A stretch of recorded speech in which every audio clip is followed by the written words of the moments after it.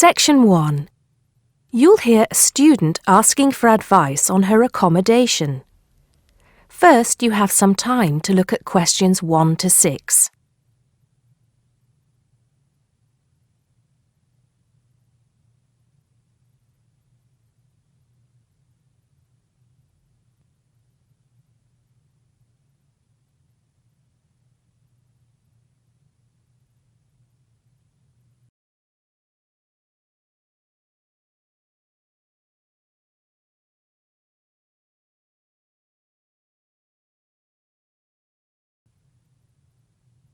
You'll see that there is an example which has been done for you. On this occasion only, the conversation relating to this will be played first. First, can you give me your name and address, please? Yes, I'm Maria Dominguez. Maria says her name, so Maria Dominguez has been written in the notes next to name. Now we shall begin. You should answer the questions as you listen, because you will not hear the recording a second time. Listen carefully and answer questions 1 to 6. Good morning. So, what can I do for you? Well, it's about the accommodation where I'm staying at the moment. First, can you give me your name and address, please? Yes, I'm Maria Dominguez, and the address is 12 Pine Tree Terrace. It's in Westcliff. I'm staying with 2 other students. There's actually 4 of us in the house, us 3 students and the lady who rents the house to us. So, is there a problem? Well, there are a few actually. You know, I'm a first-year student, and though I lived away from home for a while when I was studying over the summer in Mexico City, I've never lived abroad, and it's a big change for me. The course is tough, but that's not the main difficulty. I'm coping with that up till now anyway. The accommodation was arranged for you by our office, wasn't it? It's a nice place by the sea. Okay, but it's difficult. There are only a few buses, and it takes about 50 minutes. It's just so far away, and there's no way I can get back if I want to stay on after 7.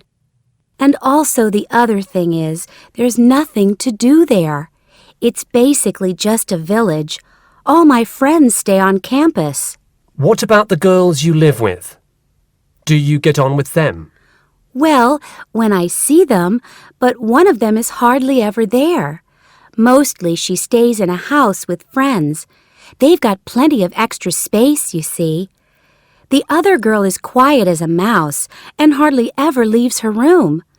The landlady's friendly enough, though a bit forgetful, and she doesn't keep the place very clean. I don't have any real problem with her as a person, though. I understand it's rather far away, so I suppose you'd like us to find you a place in the halls of residence or closer by in the town. That would be good. You did say in your brochure that most first-year students are offered a place in halls. I think it actually said final year students have priority there.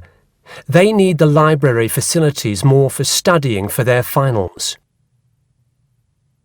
Before you hear the rest of the conversation, you have some time to look at questions 7 to 10.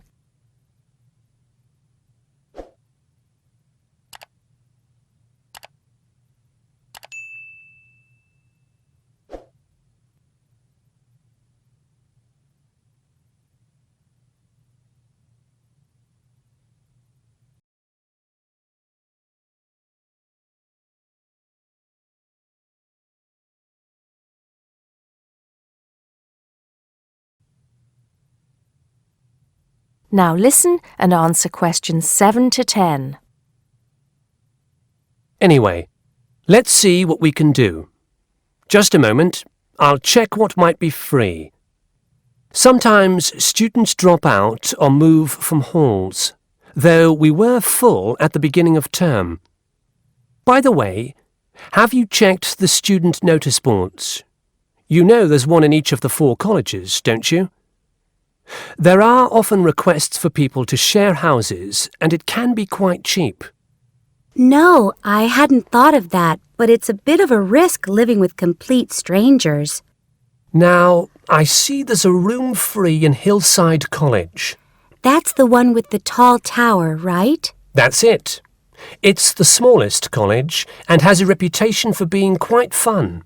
Oh, but it's a shared room. Would you consider that? That's going to be a problem for studying, isn't it? What if she plays music all the time, and maybe we won't have anything in common? Maria, I see you're studying history. So is this girl, Francesca. She's Italian. Well, at the moment I'm doing the General Humanities course, which includes history, but actually I'm planning to change to literature quite soon. That's not the thing, though. I really want a room on my own. Right. I'm afraid I don't see any other openings. There's nothing showing up on the computer, at least on campus. Well, if I have to stay where I am now, I'm going to find it more and more depressing. Here's one more thing we can try. The university owns several places on the Thanet Road and also by the West train station.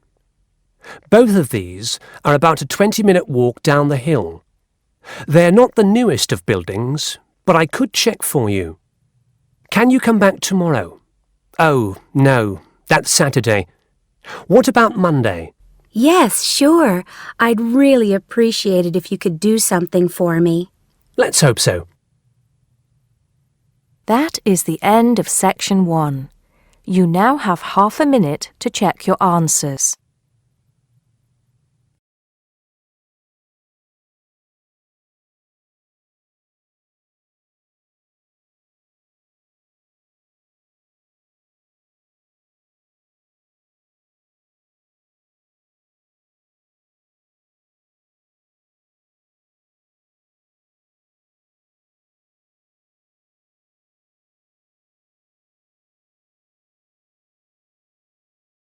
Now turn to section 2. Section 2. You'll hear a man talking about living and working on Trinidad. First, you have some time to look at questions 11 to 15.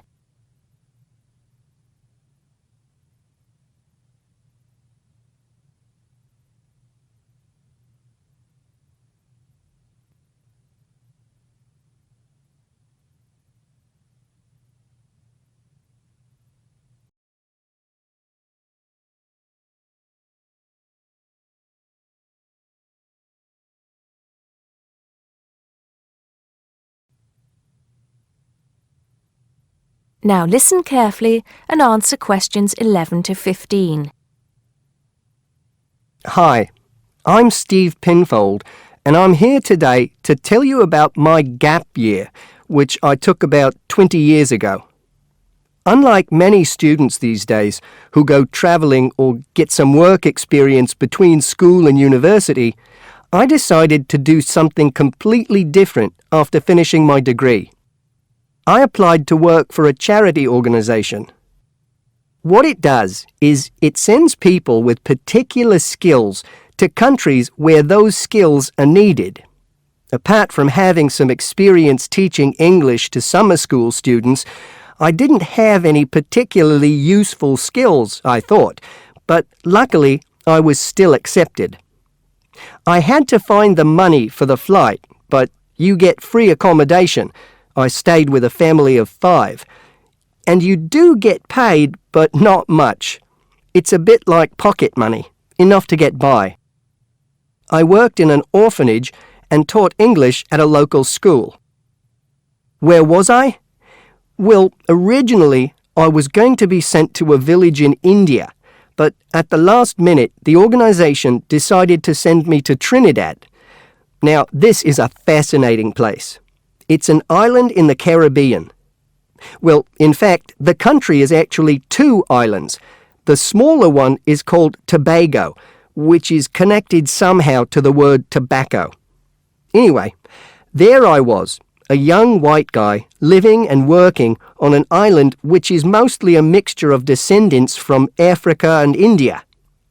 The Africans were originally brought over as slaves, and the Indians came later as indentured workers. That means they agreed to come for a specific time, but many of them stayed. There are also some Trinidadians of Chinese and British origin, though the native inhabitants were basically wiped out by colonialization. I myself felt completely accepted and had the time of my life.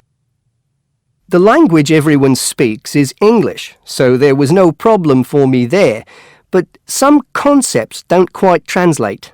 They're pure Trinidadian. There's the term liming, for example, which means sitting around watching the world go by.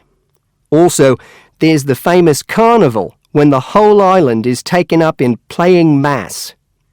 For a whole month around February or March, it depends when Easter is, everyone's busy preparing costumes, practicing calypsos, soca and steel pan music, and most importantly, partying. Before you hear the rest of the talk, you have some time to look at questions 16 to 20.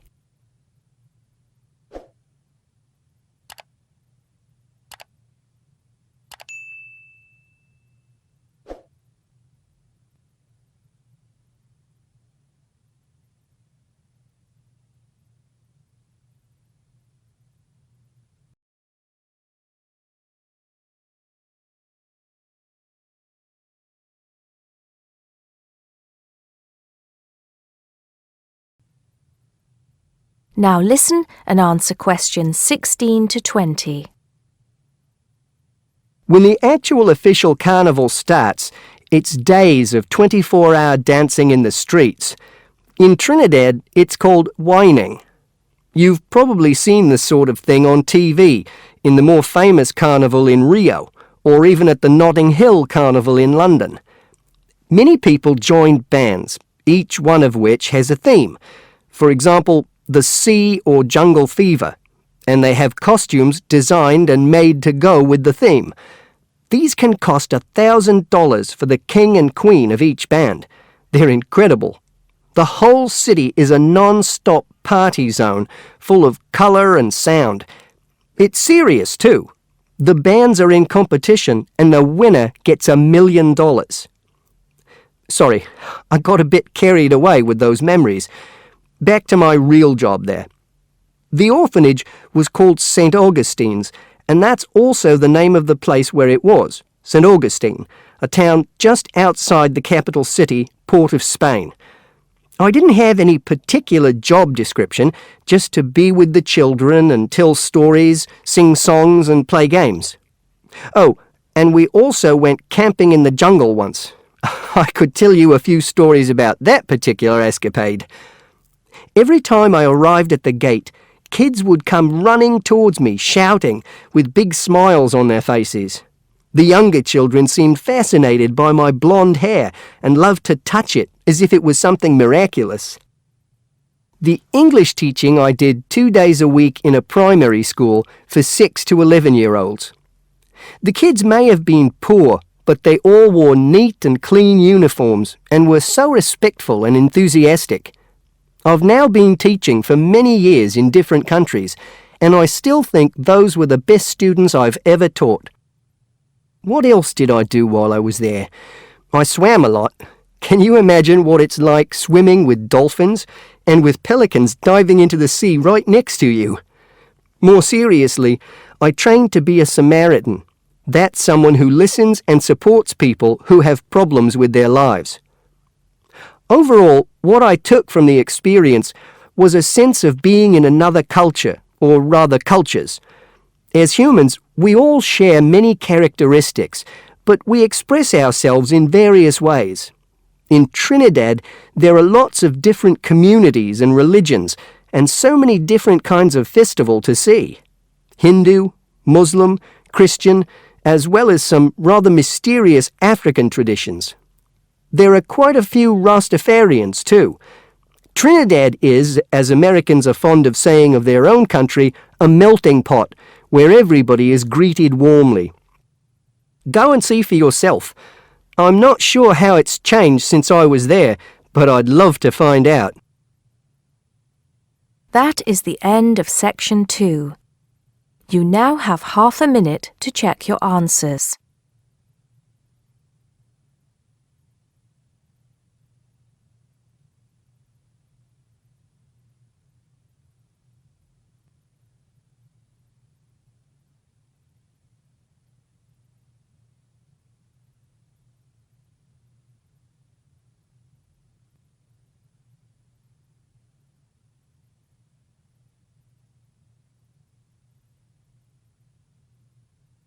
Now turn to section 3. Section 3. You'll hear 2 students talking about different aspects of their university. First, you have some time to look at questions 21 to 26.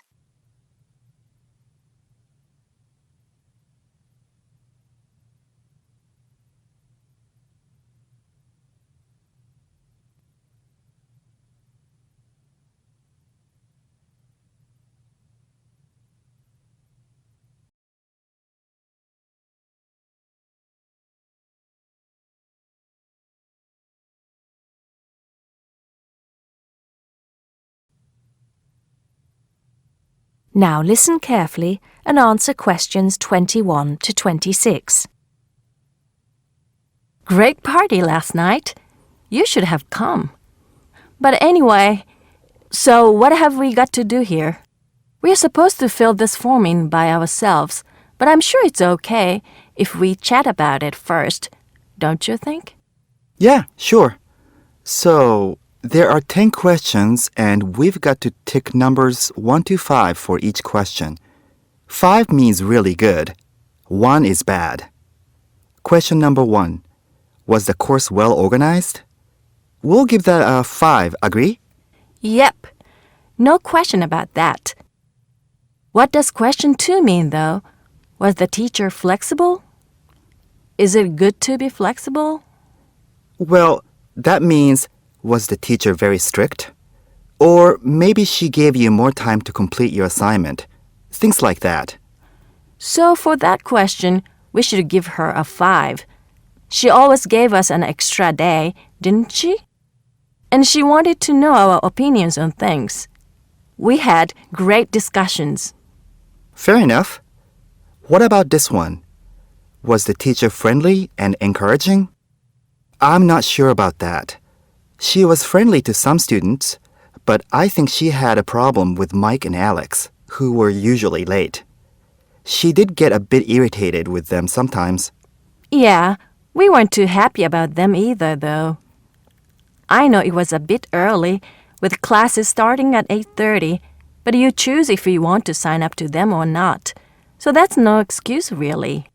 Yeah, they could have taken the evening classes if they didn't want to wake up early in the morning. Now, what about these questions on the course books?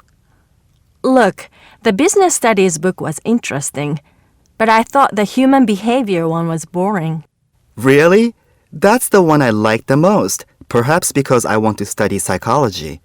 You want to become master of the universe, managing a huge multinational company, don't you? There's nothing wrong with being ambitious, you know? The best laid plans of mice and men. What's that? Some sort of quote? Stop being so literary.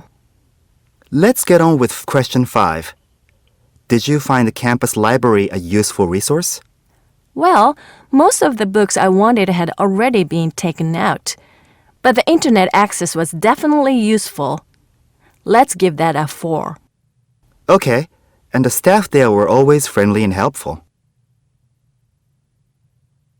Before you hear the rest of the conversation, you have some time to look at questions 27 to 30.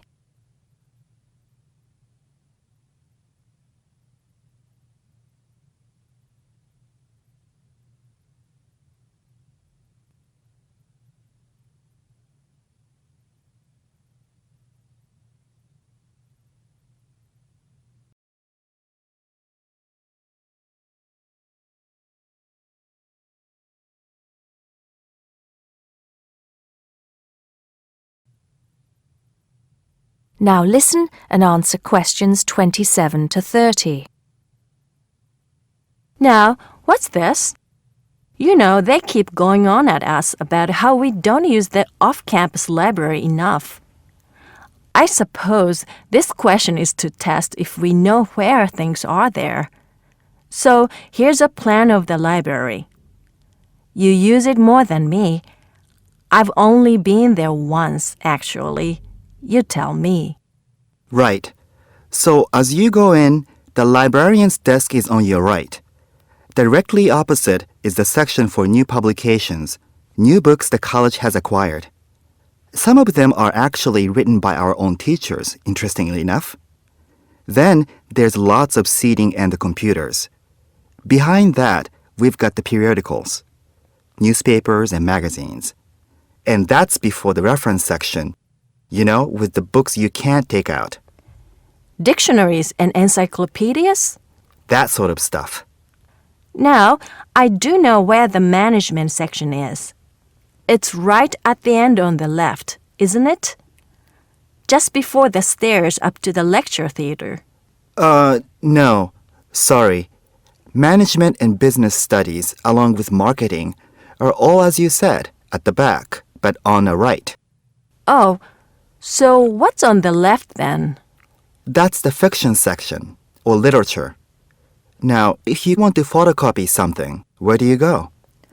I think I remember. Isn't it one of the rooms after the entrance on the right? Yeah. It's between the multimedia room and the seminar room. They're all behind the librarian's desk. What about the toilets? For those, you have to go downstairs. That's where the computer studies section is too, for some reason. Let's get on with the next question. That is the end of section 3.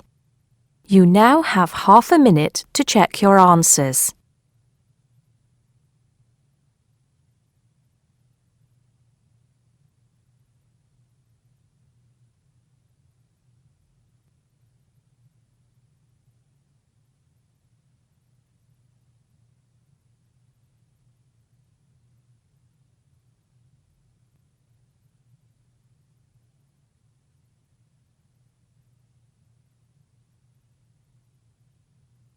Now turn to section 4. Section 4. You'll hear a lecturer talking to students about sport in Ireland. First, you have some time to look at questions 31 to 33.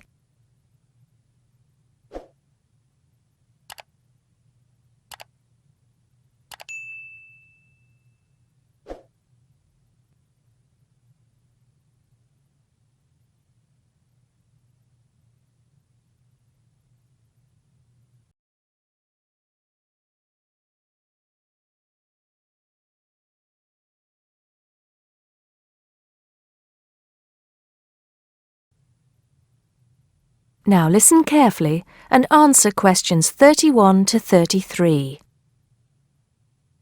Now, today we're going to be finding out about the most popular sports in the Emerald Isle. That's Ireland, of course. Can you guess what they are? Well, there are these two lesser-played games, a form of rounders and Gaelic handball. But we'll start with one which is perhaps over 3,000 years old, arriving in Ireland with the Celts, some claim. That may be a slight exaggeration, but I consider it to be the fastest field game in the world, and it goes by the name of hurling. Well, that's what it's known as in the English-speaking world anyway. So, what do you have to do? You've got 15 players on a team, one of them the goalkeeper. Each one has a stick called a hurley. Here you are. I've brought mine along. Had it since I was at school. This is what it looks like, and basically you have to get this ball, called a sliotar, that's S-L-I-O-T-A-R, so it's not spelt the way it's pronounced. You hit it into the net for 3 points, or you can hit it over the net for 1 point. The goal looks like the letter H, with the net under the crossbar. The goalie has a bigger stick than the others to help keep the ball out. You can also catch the sliotar and run with it for 4 steps maximum. or bounce it on your stick. Is that clear to you all? I'll be showing you a video a bit later so you can see what a game actually looks like. You might like to think of it as a mixture of lacrosse, hockey and baseball.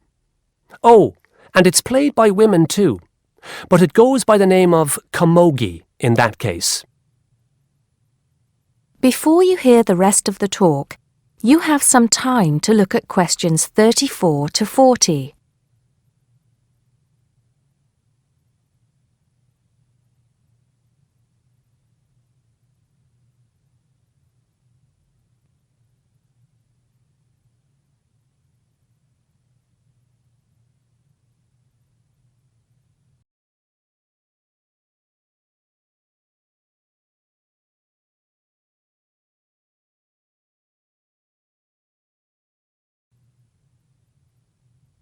Now listen and answer questions 34 to 40. I'll give you a bit of the history, shall I now? Generally, the golden age of the game is considered to be the 18th century. But systematic rules were first agreed and drawn up at that great shrine of learning, Trinity College, Dublin, in 1879, founding the Irish Hurling Union, closely followed just a few years later by the formation of the Gaelic Athletics Association. With greater organisation last century, the All-Ireland Hurling Championship got off to a flying start, and I'm proud to say that my own native city of Cork has won more than 20 titles over the years. But then, so have Kilkenny and Tipperary. Is it only played in Ireland? No. Well, it is the only country with a national team at the moment, but you may be surprised to discover there are hurling clubs in London, as well as in America and Argentina, to name just a few. The other game I'd like to take a little time to introduce you to is Gaelic football, which is played on the same pitch as hurling with the same number of players, but there's no net. You just have to get the ball over your opponent's goalposts. And you can do that by kicking or punching the ball. However, you're not supposed to do that to the players, I might add. Imagine it as a combination of soccer and basketball. But in my opinion, it's a more exciting spectacle than either of those. Excuse my bias, if you will. It's also very popular with women. In fact, there are more women's teams than for any other sport. Whether despite or because of the physical contact involved, I wouldn't like to say. They do play a shorter game, 60 minutes, rather than the men's 70. So, let's have a look. If we can have the lights down, I'll see if I can get this technology to work. That is the end of section 4. You now have half a minute to check your answers.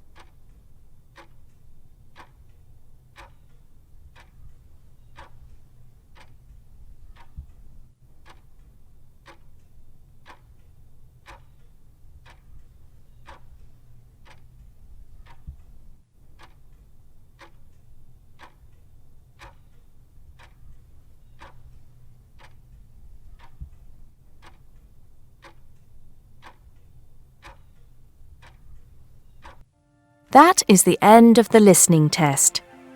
You now have 10 minutes to transfer your answers to the listening answer sheet.